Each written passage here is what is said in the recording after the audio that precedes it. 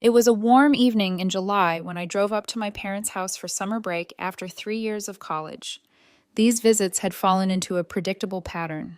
Mom's overenthusiastic hugs, Dad's awkward pats on the back, and endless questions about my studies that never quite masked their disinterest. Maya, honey, Mom called from the porch. You're just in time for dinner, and guess who's coming over? I didn't need to guess. Jennifer, my older sister, and her husband Tom had made it their habit to drop by whenever I was home, as if they needed to remind everyone of their success story. Sure enough, 2 hours later, we were all seated around the dining table. Mom had pulled out her special occasion tablecloth, the one with the delicate lace trim that only saw daylight when Jennifer visited. So, Jennifer announced, setting down her fork with that theatrical flair she'd perfected over the years, Tom and I have been thinking we should all go to Hawaii for Christmas. Mom literally clapped her hands like an excited schoolgirl. Oh, that would be wonderful. Dad beamed with pride. What a fantastic idea, sweetheart. Then Jennifer turned to me, that familiar mocking smile playing on her lips. Maya, do you think you can afford it, or should Big Sister help you out? I felt my cheeks burn but kept my voice steady. I can manage my own expenses, thanks. Are you sure? Jennifer raised an eyebrow. Because we're looking at about $3,000 per person for flights and hotel. I almost choked on my water. $3,000. That was more than all my savings combined, and I was only making minimum wage at my part-time jobs. But I'd rather eat ramen for the next 6 months than accept Jennifer's charity. I said I'll manage, I repeated firmly. Jennifer shrugged and turned back to our parents. Well, anyway, the restaurant is doing amazing. We just hired a NEU chef from Italy, can you believe it? Authentic Italian cuisine right here in our town. You're so entrepreneurial, dear, Mom gushed. Maya, you should really take notes from your sister about business sense. Yes, Maya, Jennifer chimed in. Maybe you could even work for me someday. Sitting at that dinner table, watching my parents fawn over Jennifer's Hawaii plans, I felt like I was 10 again. Nothing had changed. The same eager nods from Mom, the same proud smile on Dad's face, the same feeling of being invisible. Jennifer was still their golden child, just as she'd been since we were kids.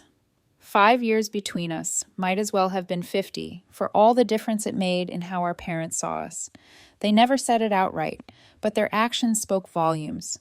Jennifer was the one they believed in, the one they were sure would make something of herself. Hey, remember when Jennifer won the school business competition in 10th grade? Dad would often reminisce.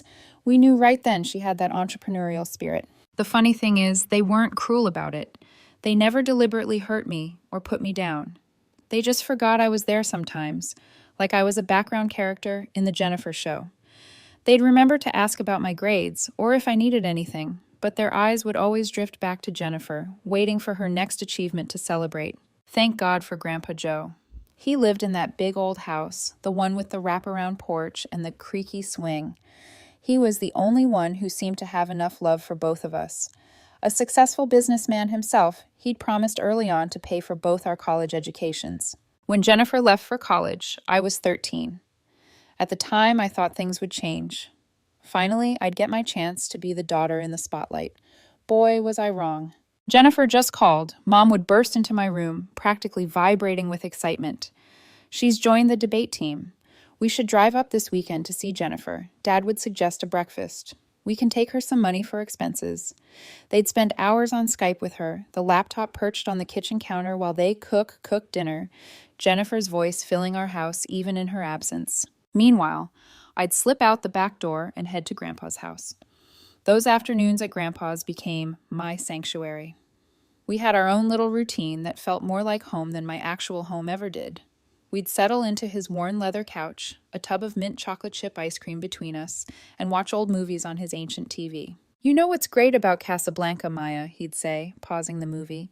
It's not about the obvious hero. It's about the quiet one who does the right thing when nobody's watching. Other days, we'd order a pepperoni pizza, and he'd tell me stories about his own childhood while we played chess. He taught me how to fish too, taking me out on weekends to the lake behind his house. The thing about fishing, he'd say as he helped me bait my hook, is that the best fish aren't always the ones making the biggest splash. Sometimes it's the quiet ones swimming deep that turn out to be the most special. I'd sit there in his little fishing boat, watching the sunlight sparkle on the water, and feel like maybe, just maybe, I didn't need to be the favorite to be loved. Grandpa had a way of making me feel seen without making a big production out of it. "Want to watch Roman Holiday again?" he'd ask after a long day of fishing. "I bought those chocolate cookies you like." Those moments weren't grand or flashy like Jennifer's achievements. They were quiet, simple, and real. While my parents were driving across state lines to deliver spending money to Jennifer, I was learning how to play poker with Grandpa using M&M's chips. 5 years passed in a blur of family dinners and achievements, all Jennifer, of course. She graduated college with honors, landed a job at a prestigious firm, and started dating Tom, who my parents immediately declared was perfect for her. Meanwhile, I was preparing for my own college journey. The day I left for college, Grandpa hugged me tighter than he ever had before. His embrace felt different somehow, more urgent, more final. "I love you so much, Maya," he whispered in my ear. "Never forget that." I laughed it off at the time. "Grandpa, you're acting like we'll never see each other again. I'll be home for Thanksgiving." He just smiled that gentle smile of his and patted my cheek. "Just remember what I said, kiddo." 2 months into my freshman year, Mom called. Her voice was breaking as she told me Grandpa had died in his sleep. The world stopped spinning for a moment. I sat there on my dorm room bed, phone pressed to my ear, unable to process the words. The funeral was on a crisp autumn day. After the service, we all gathered in Grandpa's attorney's office for the reading of the will. Jennifer sat primly in her designer black dress, while I fidgeted in the scratchy department store one I'd bought last minute. "To my daughter Sarah," the attorney read, "I leave the sum of $50,000. Mom nodded, squeezing Dad's hand. "To my granddaughter Jennifer, I leave the sum of $300,000. Jennifer's face lit up. She immediately turned to Tom, who'd been hovering by her side throughout the funeral. "Baby, we can have that dream wedding now and still have enough to start our restaurant." "And to my granddaughter Maya," the attorney continued, "I leave my house on Maple Street, including all its contents and the surrounding property." The room went quiet for a moment before Jennifer burst out laughing. "Oh my God, Maya got the old house. That's hilarious." She wiped tears of mirth from her eyes. "Don't worry, sis. Maybe you can sell it and buy yourself something nice, though I doubt anyone would want that creaky old place." "Jenna," Mom scolded half-heartedly, but she was already smiling at her elder daughter's plans. "We'll have the wedding in spring," Jennifer announced, completely taking over the somber moment. "Tom and I already have the perfect business plan for an authentic Italian restaurant. This is exactly the capital we needed." True to her word, Jennifer threw herself into wedding planning. It was a spectacular affair. White doves, ice sculptures, a 5-tier cake, and what felt like half the town in attendance. I stood next to her in a bridesmaid dress she'd chosen, watching her marry Tom in what Mom called the social event of the season. Before the honeymoon tan had even faded, Jennifer and Tom opened their restaurant. They called it Bellita, Beautiful Life. The local paper did a feature on them, praising the young entrepreneurs for bringing authentic Italian cuisine to our small town. Mom and Dad framed the article and hung it in their living room. Meanwhile, I tried to figure out what to do with my inheritance. The property taxes weren't insignificant, and maintaining that big old house wouldn't be cheap. After running the numbers one weekend, I thought I'd found a solution. At the next family dinner, I decided to bring it up. "I've been thinking about the house," I said, trying to sound confident as I pushed my green beans around the plate. "Since I'm at college most of the year, I could rent it out. That would help cover the taxes in Maine." The silence that followed made me look up. Mom and Jennifer were exchanging one of their looks, the kind that had always meant trouble for me growing up. Jennifer's husband, Tom, suddenly became very interested in his mashed potatoes. "Oh, honey," Mom said in that patronizing tone she reserved for when she thought I was being particularly dense. "Why would you want to rent to strangers when your sister and Tom need a place to live?" I blinked. "What?" Jennifer sat down her wine glass with a delicate clink. "Well, it makes perfect sense, doesn't it? Tom and I could use the extra space, especially now that we're running the restaurant. And obviously you're not going to charge rent from your own sister. I mean, that would be ridiculous, right, Mom?" "Of course it would," Mom agreed immediately. "Family helps family." And just like that, they turned back to their previous station about the restaurant's new wine list. Dad nodded along. Jennifer gestured animatedly about some expensive Keen she'd imported, and Tom finally looked up from his potatoes to join in. I sat there, fork suspended halfway to my mouth, as the reality of what had just happened sank in. I could protest, of course. I could point out that it was my house, my inheritance, my decision. I could remind them that Jennifer and Tom had just gotten a huge sum of money from Grandpa's will while I got, well, apparently nothing now. But I knew it wouldn't make any difference. They'd look at me with that mixture of disappointment and annoyance they always did when I didn't go along with their plans. Mom would sigh and remind me about family loyalty. Jennifer would make subtle jabs about my selfishness for weeks. Dad would give me that look, the one that said I was making things difficult for no good reason. So I did what I'd always done. I swallowed my protests along with my now cold green beans and stayed quiet. The next weekend, Jennifer and Tom moved into my house. She sent me pictures of how they were updating the place. Grandpa's old leather chair, replaced by some modern monstrosity. His beloved fishing photos taken down to make room for framed reviews of their restaurant. While I studied for midterms in my cramped dorm room, my sister and her husband lived rent-free in my house. Every time I came home for breaks, I had to ask permission to visit what was legally my own property. Let's get back to the present. After that summer dinner, I threw myself into work with renewed determination. Between morning shifts at the campus cafe and evening hours at the study library, I barely had time to breathe. But every time I felt like giving up, I'd think about Hawaii and push myself to pick up an extra shift. When Jennifer called in late November, I had the money ready. $300, nearly every penny I'd earned over the past few months. Send it today, she instructed. I need to finalize the bookings. I transferred the money immediately, my hands shaking with excitement as I clicked send on the banking app. That weekend, I treated myself to a new swimsuit, nothing fancy, just a simple blue one-piece on sale. My friend Lisa let me borrow her good suitcase, the one with the wheels that actually worked. December 23rd arrived, crisp and cold. I showed up at my parents' house with my borrowed suitcase and new swimsuit, practically buzzing with excitement. But something felt off. Mom barely met my eyes when she hugged me, and Dad kept clearing his throat the way he did when he was uncomfortable. Then Jennifer and Tom arrived. The moment they walked in, I knew something was wrong. Jennifer had that look on her face, the same one she'd worn when she told me she'd be living in my house rent-free. Mom and Jennifer exchanged glances that made my stomach twist. We sat down to dinner, and for a few minutes there was only the sound of forks against plates. Then Jennifer set down her wineglass and cleared her throat. "We need to discuss something," she announced. "The restaurant, well, we've hit a rough patch. The numbers aren't what we projected." Mom reached over and squeezed her hand supportively. I knew she already knew what was coming. "We've had to make some tough decisions," Jennifer continued, her voice dripping with fake regret. "We've had to cut some expenses, including our contribution to the Hawaii trip budget." My fork froze halfway to my mouth. "But I already paid my share," I managed to say. "Yes, well," Jennifer smiled. That condescending smile I knew so well. That money will help cover the rest of our expenses. We couldn't possibly cancel on everyone, and Tom and I never even had a proper honeymoon, because we went straight into the restaurant business. I looked at Mom and Dad, waiting for them to say something, to object to this insanity, but they just sat there, Mom still patting Jennifer's hand, Dad studying his plate as if it held the secrets of the universe. "I paid my share," I said again, my voice shaking. $3,000. That was all my savings. "Maya," Mom snapped, her tone sharp enough to make me flinch. "Family helps family.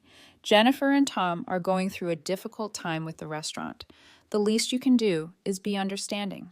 "Understanding," I whispered. "Yes, understanding. Besides, someone needs to watch the house while we're gone." Mom turned back to Jennifer. "Now, about the hotel arrangements." I stood up so abruptly my chair scraped against the floor. Nobody even looked up. I climbed the stairs to my old bedroom, the sounds of their cheerful conversation floating up behind me. They continued chatting and laughing, as if they hadn't just stolen my money and crushed my dreams. Lying in my childhood bed that night, staring at the glow-in-the-dark stars Grandpa had helped me stick on the ceiling years ago, I made my decision. The next morning, I played my part perfectly. I stood on the front porch, smiling and waving as they loaded their luggage into 2 waiting taxis. "Don't forget to water Mom's plants," Jennifer called out, adjusting her designer sunglasses.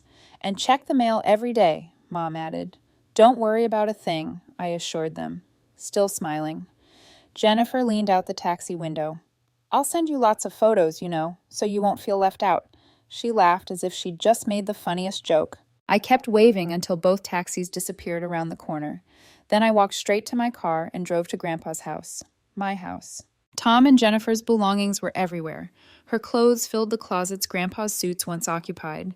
Their pretentious art hung where his fishing photos used to be. Their wedding photo sat on the mantel where Grandpa kept our chess set. I started in the master bedroom, pulling out suitcases and boxes, methodically packing everything.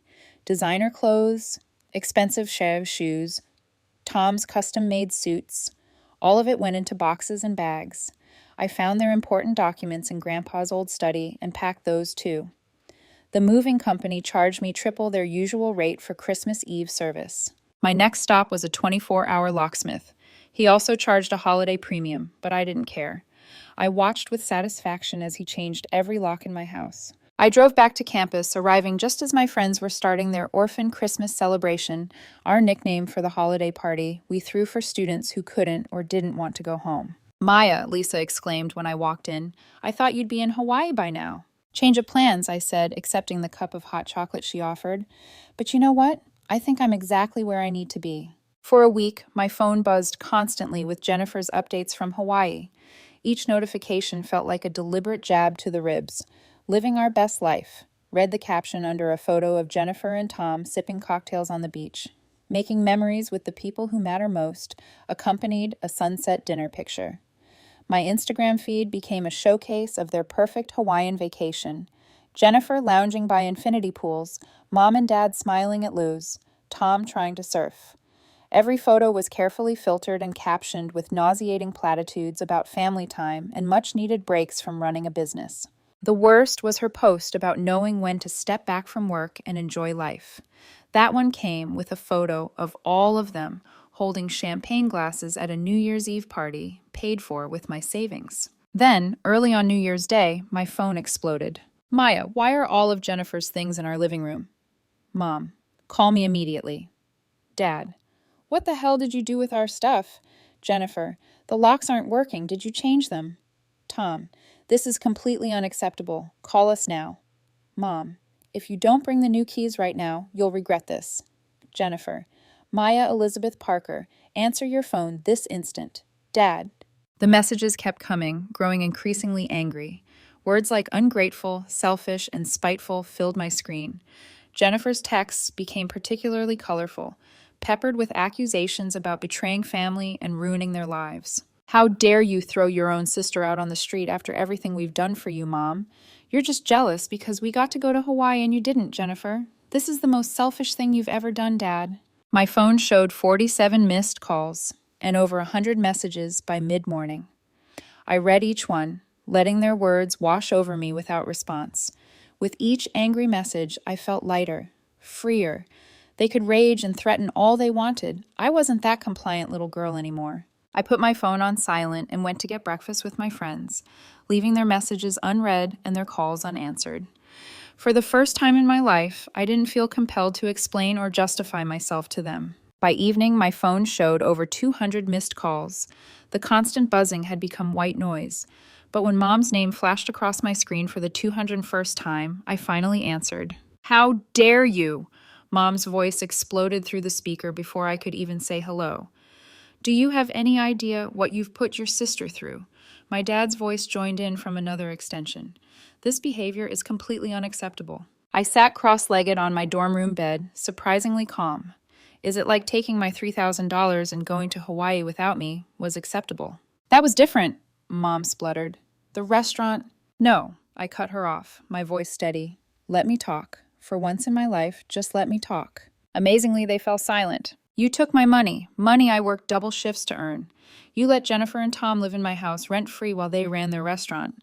You've always treated me like I was nothing compared to Jennifer. Always." "That's not," Dad started. "Remember my high school graduation? You left early because Jennifer called about a job interview. My college acceptance letter? You barely looked at it because Jennifer had just started dating Tom. Every achievement, every milestone in my life has been overshadowed by Jennifer's latest whatever." The words poured out of me, years of hurt and resentment finally finding their voice. "And then Hawaii. You didn't just take my money. You laughed about it. Jennifer sent me mocking photos. Do you have any idea how that felt? To know my own family could be so cruel?" The silence on the other end stretched out. Finally, Mom spoke, her voice softer but still defensive.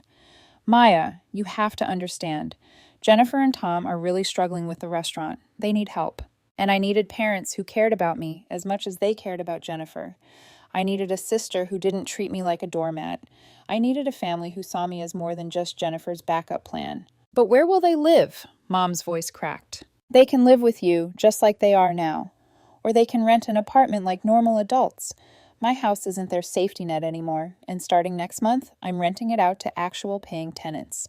You can't, Mom began. I can, and I will. I've already talked to a property management company. The lease is being drawn up. I hung up before they could respond. 30 minutes later, my phone lit up with messages from Jennifer. You vindictive witch, read the first one. You've ruined everything. I hope you're happy now that you've destroyed our lives. Each message was nastier than the last, a stream of vitriol that would have devastated me a year ago. Now, I just turned off my phone and went to sleep. That was a year ago. I'm in my senior year now, and I haven't spoken to any of them since. Through the family grapevine, I hear things. The restaurant finally went under completely. Jennifer and Tom are still living with our parents, supposedly regrouping before their next venture. Meanwhile, the property management company I hired found excellent tenants for Grandpa's house.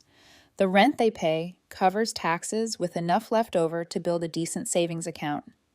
I'm careful with the money. I think Grandpa would be proud of that. Sometimes, usually late at night when I can't sleep, I wonder if we'll ever reconcile. If Mom will ever understand why I did what I did. If Jennifer will ever see me as an equal rather than a convenience. If Dad will ever stand up for me the way he always stood up for her. But then I remember that day in Hawaii when they were all drinking champagne with my money, and I realized something. I don't need their understanding anymore. I don't need their approval or their love or their acceptance. What I need, what I finally have, is my self-respect.